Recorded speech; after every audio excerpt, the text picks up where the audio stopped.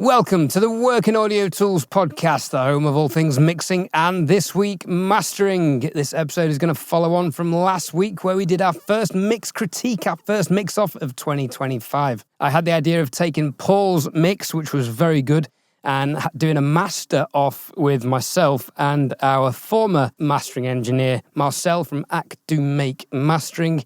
And the results are interesting. Lessons have been learned and things will be discussed in this episode. My name is Ed Thorne and this is Paul Third. Yes, so for anybody that hasn't listened to last week's multi-track comparison, there is a playlist that we've got. It's a mix battle playlist, so you can listen to all of the mix comparisons that we've done on the channel. Last week it was a pop rock song.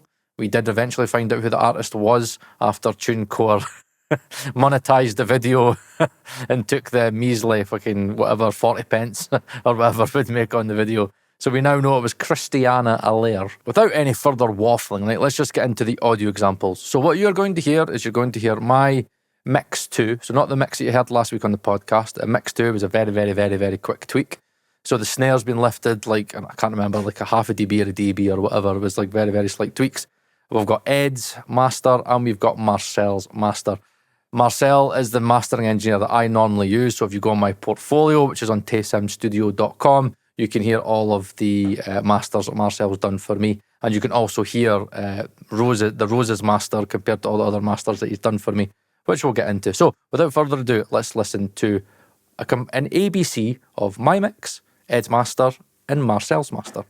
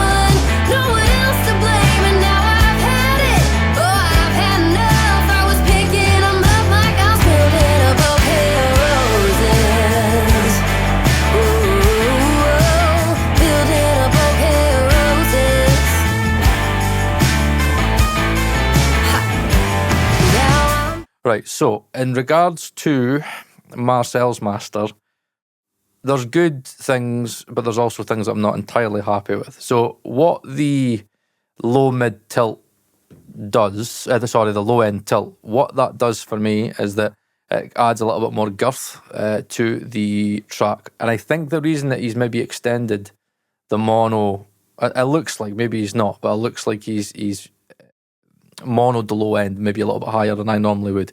I'd normally maybe do 100, 150 hertz max.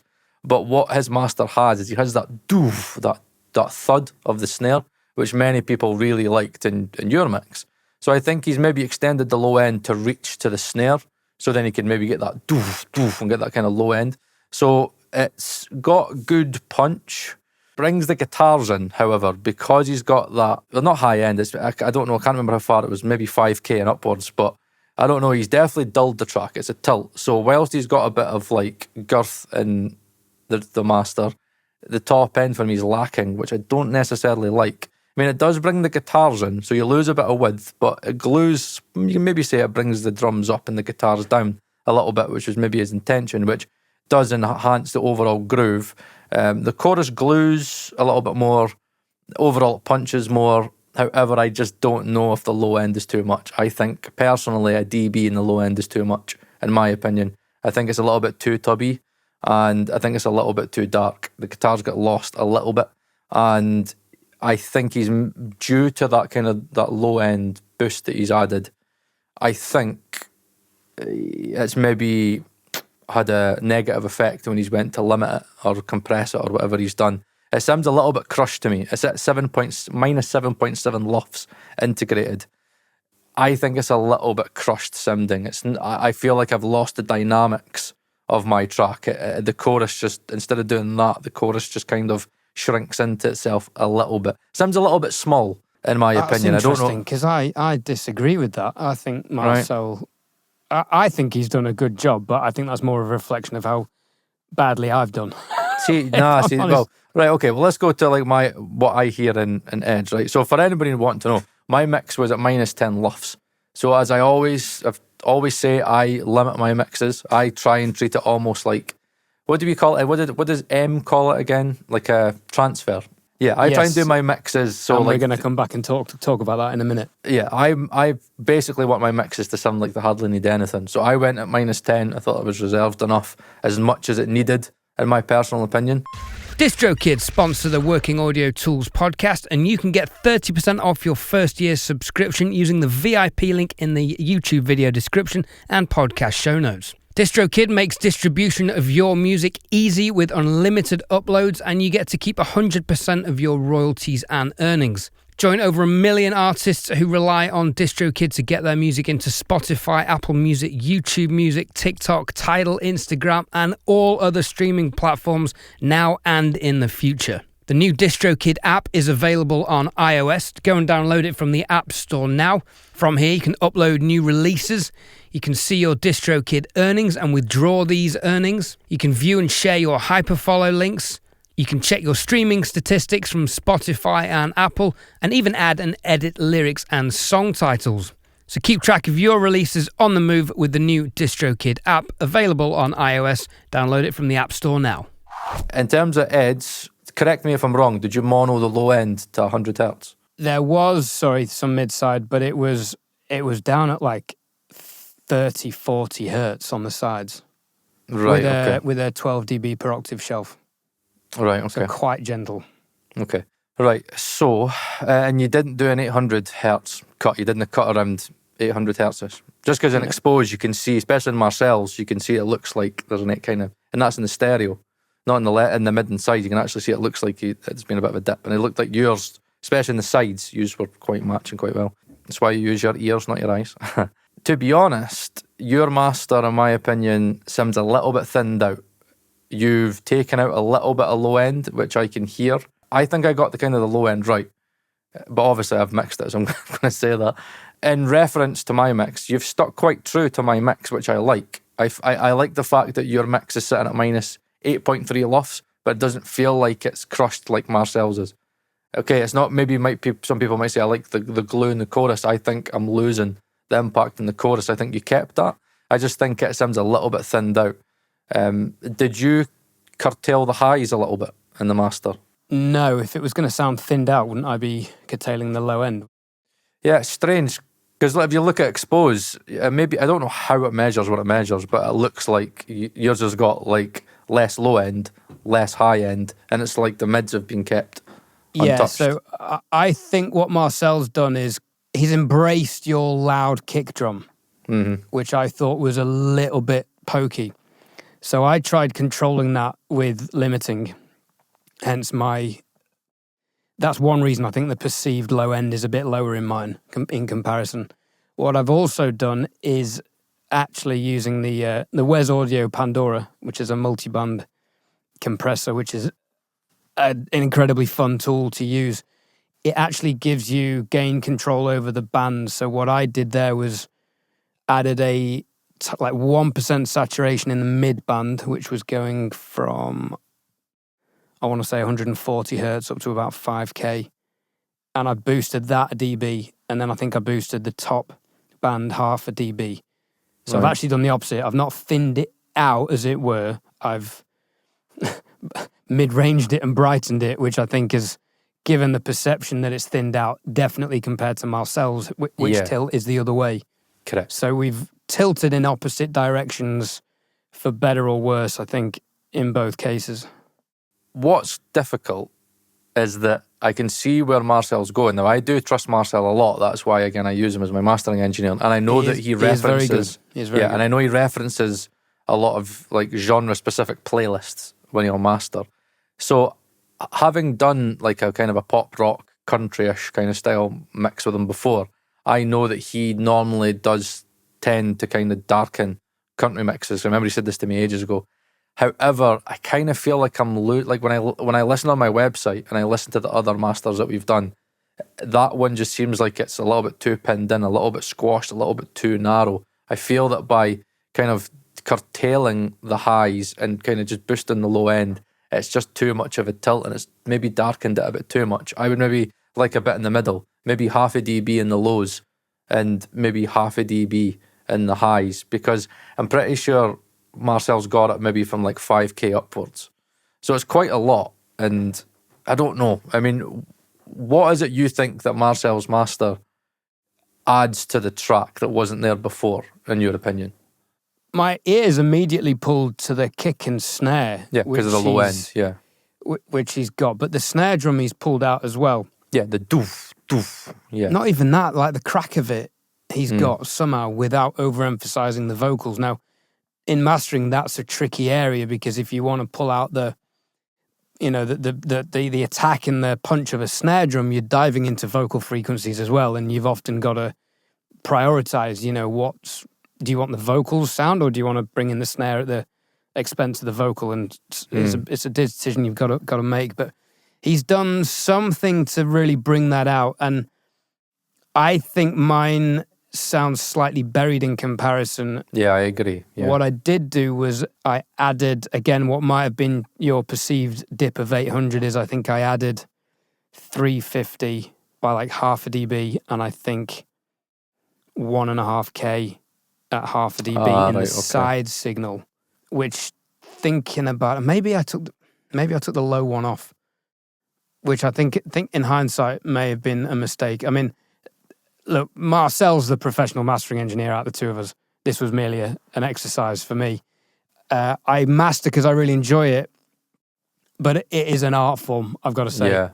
And it's so subjective. I'm finding things that I like about Marcel's master that you don't, and I think there are things that he's done way better than me. What I can say about mastering is it's very easy to change the sound, but is it subjectively better? Yeah. That's where it's down to taste and experience. My issue with it is that I had a very set intention going into the mix, and I feel like he's altered that quite a lot. So with the guitars not having the energy, again, if you think about it in the chorus, the way I mixed the chorus so that the guitars were adding that energy. But with them kind of being kind of tucked back for me, the upper mids are tucked back, it sounds too safe for me. Like I mixed that intentionally and listened on various monitoring to the point where I felt like I had it as bright and as kind of up there in the upper mids in the 3, 4, 5K as much as I could, to the point when I listened to the Ananda Nanos without Harman, which is very bright, just to hear, like, is this too fatiguing? Is this kind of ripping my ears off? And I was like, no, this is fine. This is just on the edge of sounding harsh. So I kind of did a lot of work, so I was able to get that perceived brightness and that energy. And yeah, he's definitely taken that back, hasn't he? yeah, and so the difficult thing is, for me, is trying to deliberate whether the low end is right. Because I think probably what maybe all it needs is just maybe a low end boost and leave the top end alone. Because obviously by boosting the low end and decreasing the top end with that tilt, it's making it even more dull. Because obviously if you just added in the low end, then the top end would be dulled just by having the low end. You know what I mean? It's just the difference in balance. So I don't know, I'll go back to him and I'll tell him to back off the compression or the limiting or whatever he's doing, because I'm not happy with the overall dynamics of the track. Like when I listen to yours and I listen to mine, I feel like, because obviously I level match them and expose, that's why we like it. And it just, I don't know, it just sounds crushed, especially in the chorus. It just lacks that kind of bigness that I've tried to mix into the track. So I don't know if it's maybe just a thing where I need to go back to the mix myself and maybe just add in maybe half a dB of a low shelf and send it back to him and say, right, go and master it, but just kind of leave the high end alone. Because obviously I could reference his master and sit and think, right, okay, what has he done with the snare?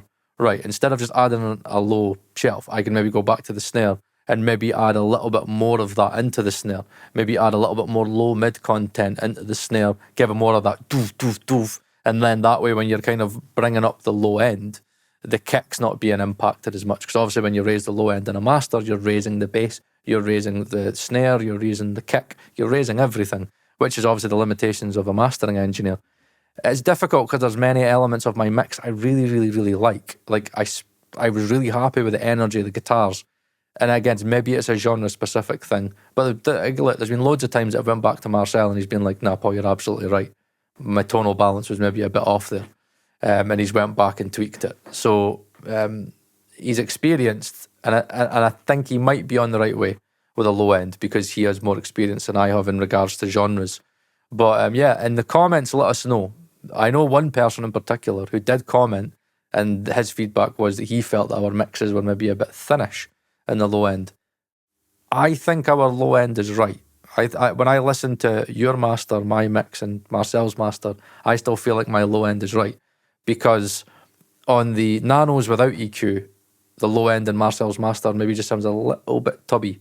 And the nanos don't have a lot of low end stock. So if you then put on a headphone that's like an in-ear that's obviously like tuned to Harman, like a lot of them are, or again, the Apple iPod stuff, the earbuds and the headphones, I know that they're quite bassy. I think if you were to stick that on one of those, the bass might be a little bit overblown, which I don't want. So yeah, it's a difficult one. I don't know whether it's a thing where I go back to the mix and I try a little bit more low end.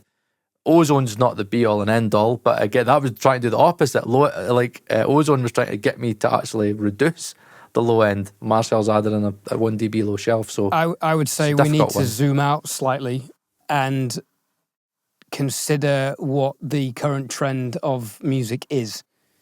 I think Marcel has mastered a very pleasing sounding track, and the low end and the top end that he's got in there is almost indicative of his more experienced genres such as EDM, where it's quite punchy. Whereas though if you compare your mix to, say, modern spike stent tracks, they're not loaded with low end.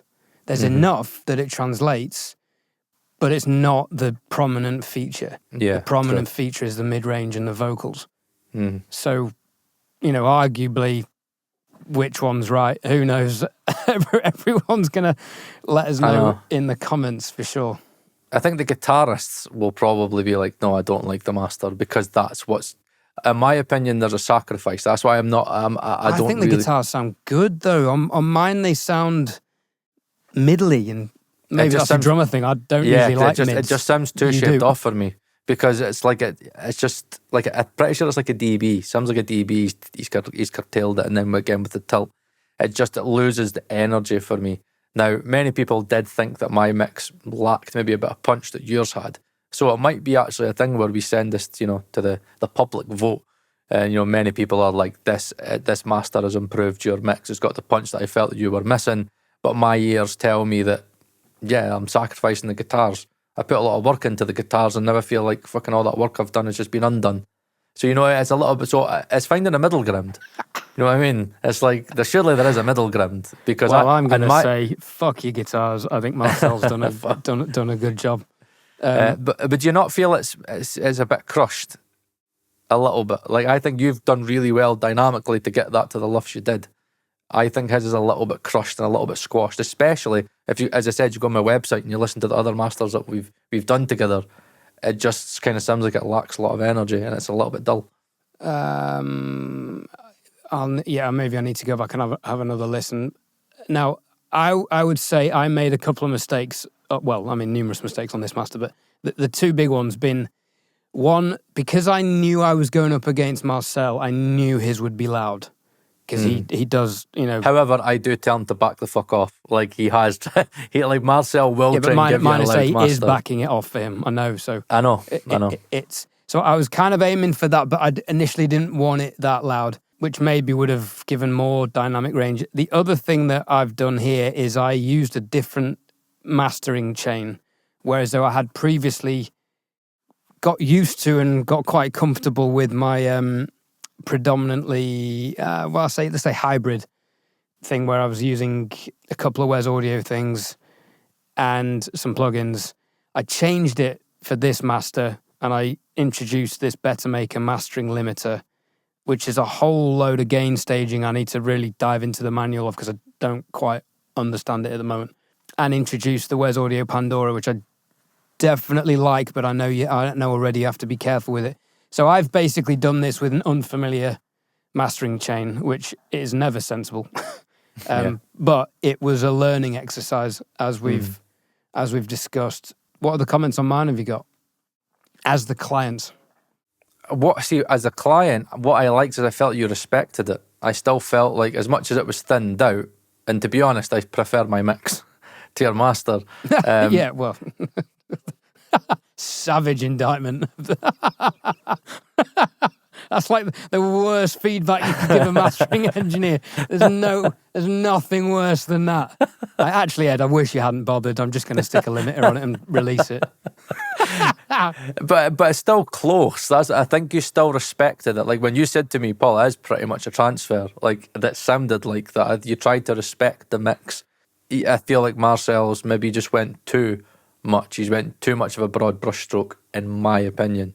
I'll tell you what I wanted. My goal was, because I felt your mix was slightly narrow. I know you'd gone for the mono compatibility focus, and I think what me and Marcel have tried to do is widen it. No. He's done the opposite. It's like, Jesus, like, listen to yours, listen to mine, listen to his. Like, you can see the side information. Like, if you go and expose, you can see that it's got less side information. But all of the stuff I panned wide was in the top end. So obviously, if I've got stuff panned wide, and a lot of that's like mid-range and top end, and you decrease the top end, that's then narrowing your sides. If you listen to it, you'll hear his mix is a way narrower than mine, like a lot narrower. And there's certain things that I'm just a bit unsure about. It's like what Marcel, I think he's done well. And by the way, anybody thinking that I'm being really harsh, like, this is my mastering engineer, and this is like going on my portfolio. This is just called being friends with Paul for everyone who doesn't know him as well as I do. I'm not that much of a harsh bitch, but because it's my mix and because I'm used to dealing with Marcel, like, I'm a fussy client. You know what I mean? That's just the way that it can be sometimes. It's hard because it's such a difference. I think that's the hard thing for mixing engineers, is when you get a mastering engineer give you something where you're like, right, okay, I've lost a lot of dynamic range there. I've lost impact. It's been narrowed. I kind of feel like the top end's been dulled. I've now got to deal with that raise and low end. It's difficult because I know I did mix the bass really well. So by mixing the bass well, what it's done is it's allowed him to be able to bring up that low end. And the low end does sound really nice. It does sound really nice. I just feel like it's It's squashed it, tucked it, and kind of done that. It's added girth to it. It's got a better impact to it. That's where I think, yes, maybe you're onto something there. But as I said to you, maybe that's the thing for me. I just go back to the mix, add a little bit more low mids to the snare, beef it up a little bit, and then, maybe, I don't know, maybe curtail the guitars a little bit more. But then people were commenting on the video that maybe I was a little bit too reserved.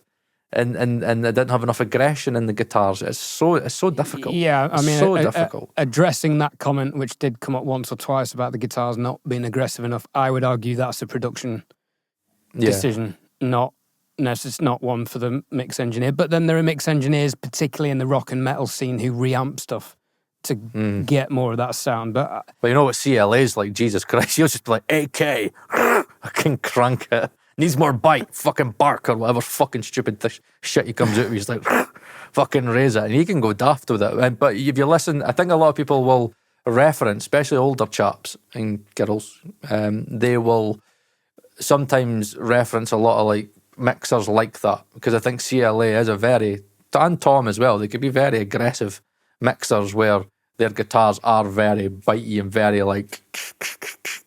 but they still manage to get... What CLA does really well is he manages to have that balance of having really aggressive guitars, but his drums always smack like a bitch. You know what I mean? He always gets the... and he gets this really nice forward-sounding mix. I think that's maybe, in hindsight, maybe that's what my mix was lacking, was maybe a little bit more punch that yours had. Again, as we always say, if you would have brought my mix and your mix together, we probably would have had a perfect mix. Because there was it. But what I like... This is what I love about this podcast, is that by having two different like mixes to compare against, it allows you to see, maybe I could take a bit of that, and maybe he could take a bit of that from me. And then over time, you'll kind of build that ear where you just, you could be a Spike Stent, a Serbian Guinea who just know how a record should sound. But yeah, for me, it was just maybe a bit too much of a change. You know what I mean? Like, at the end of the day, if you listen to my mix and his master, level matched, they do sound quite different, don't they? And that's sometimes what a mixer doesn't want. I still want my mix to feel like it sounds like my intentions. I don't want it to sound like a different mix. His master sounds a little bit like it's too much of a different mix, in my opinion. That's maybe what I'm struggling to deal with. I want a middle ground where he maybe makes it fucking 2-3% better, but my intention is still there. Because imagine that I've sent... Well, here's an even better thing, Ed, right? The artist accepted my mix, okay? So imagine the artist that accepted my mix. I sent that to Marcel, and then I hand that back to the client. Very good. You know what I mean? That's kind of where I always try and find this middle ground. And Marcel's very good at it. Like, Marcel takes feedback like a champ. That's why I like to work with him. He's honestly such a nice guy. Like, such a nice guy. He's really kind. He's really patient. And he will just get it right, and he'll listen. And he's really honest. I love honest engineers that can come back to you and be like, yeah, know what, I tried that, and you're right, that doesn't work there. How about that? Yeah, that's it. And you work together and you find it. Like, I know for a fact that me and Marcel will get that mix to a really good middle ground, master into a good middle ground. I just feel like it's too other way. Oh, no, I almost feel like I need Marcel to have a mix knob. And I can just go, right, Marcel, I just want to maybe bring you down. Maybe, like, bring you down to 60% or something like that, and kind of and meet in the middle. But or again, maybe it is just me being very stubborn, but it was a good mix to begin with. That's what's hard for me. It sounds like a different mix, and that's what's hard for me. Yeah, you're giving your baby to someone else, aren't you? Yeah. Which is tough. DistroKid hosts a range of visually engaging social media promotion tools to help your release stand out from the crowd. Creative and colourful social media cards incorporate your artwork to help your release stand out. These are free to download and can be highly effective promoting your release. DistroKid also offer mini videos, which are free, short, customizable videos incorporating your artwork and a short clip of your track. And if this wasn't enough, DistroKid also have a tool to create a Spotify canvas generator, which is the video that plays in the background when you're playing a song on Spotify. Simply choose a theme and choose from dozens of different creative artwork concepts. These are free to use and great for engaging your audience, available on DistroKid.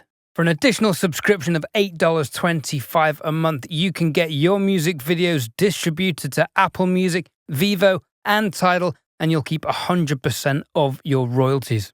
With DistroVid from DistroKid. I was distracted by gear on this one, and I didn't do what I would normally do, which is, in hindsight, go in and highlight the frequency in the kick drum that was poking out, stick a dynamic EQ on it, then maybe raise the bass a bit, which I think is what maybe Marcel's done, which is giving it that clarity. And he's done something in the mids. I mean, before I even sent you this, I'd gone overboard on the mid-side processing, and then I backed it off, and it immediately allowed the vocals and the snares to come forward, because they're so in the middle. It's very easy to try and get width, but width just seems to come in mastering anyway. Somehow, at least I seem to be able to get it quite easily in mastering. Usually, just a little bit in the upper mids onto the sides, but it can then, as we know, because we had an engineer master one of my tracks ages ago. He swamped the mids, the mid signal with like 3 to probably 5 dB in the sides. That was a totally different mix for me. So that was a lesson learned. I definitely didn't do any of that. I think I had like 0.25 dB going on the sides by the time I'd backed it all off. I think the good thing we can take from this is that I think maybe the difference between you and Marcel here is that Marcel's had an intention, and that is what he's good at. I think Marcel will lean into it. If Marcel thinks that, right, no, this is how this needs to sound, he'll lean into it and he'll say, right, there you go. That's how I think for this genre. That's how I think that your mix needs to sound. If you were to put that on a Spotify playlist, I appreciate that. You know what I mean? I like how he's got, and he works fast as well. Like, he'll just be like, right, okay, that's what I need to do. He doesn't do too much. I kind of know his chain, and there's certain things when he masters for me, I'm like, take that off. He used to use a bit of he always used tape, and I always hated it on my masters. I always hated it. I hated the saturation the tape added. I was like, if I wanted tape, I would have added tape. I'm such a little bitch, but yeah, I do love doing these things because it gives you a different perspective of the mix. I think what it's taught me is that if I was to mix this again, it's done now, right? It's done. I've done what I've done, and you move on. There's no point like going over it again, doing a whole remix. But yeah, I just think that what Marcel's done is he's given the impact, the punch that perhaps the mix was missing. I just think he's done that, and the only way he's been able to do that is by sacrificing the upper mid range, which is where the guitars are. And well, that's mastering. It's everything's a compromise. It is, because there's 100%. only so much you can do. Like I said, if you boost, the slap of the snare, you're pushing the vocals. If that's where the vocals are honky, you've got to take that back.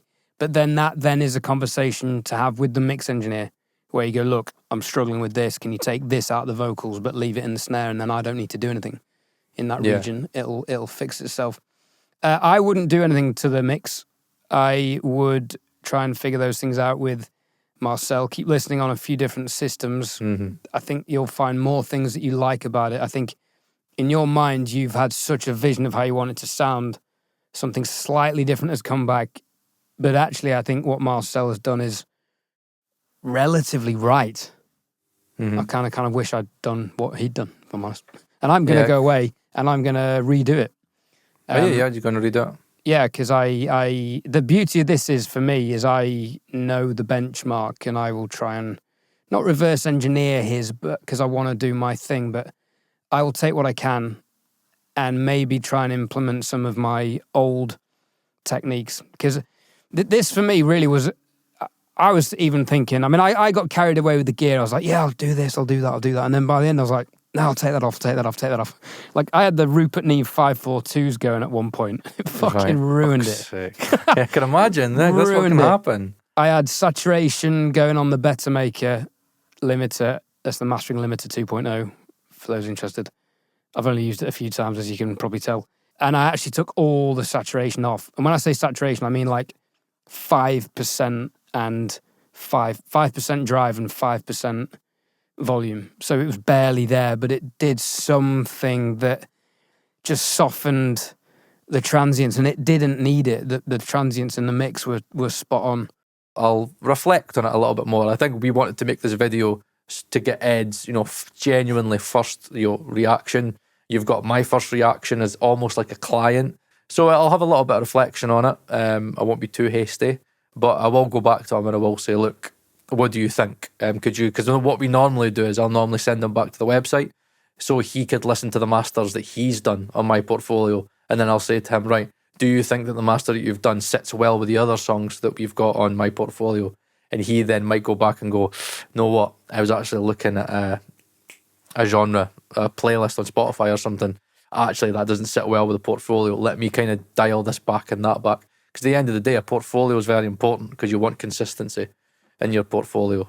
You know what we need is a spin-off of this podcast where, or I could just do it with a mastering engineer where I start doing master-offs.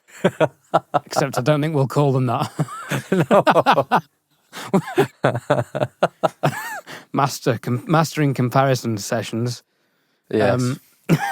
And that could be a learning curve as well. Yeah, I mean, I would say this has been a humbling experience for sure. I mean, I would say you can hear the experience difference between Marcel and I here. Bear in mind, I started mastering about this time last year and had a good chain going. I might even go back to that and just sack off what I did and just put it through that. If it's not fucking broken, right, don't try and fix it. Yeah, but you got to try new gear, and this was a good excuse to try new gear. Well, not anymore, Ed, not anymore.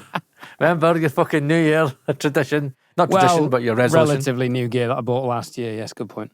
Yeah, so just find something that works, move on, and that's how we'll leave it. So again, leave your comments down below on what you think. Am I being a pedantic drama queen client? Diva. Am I just being a client diva?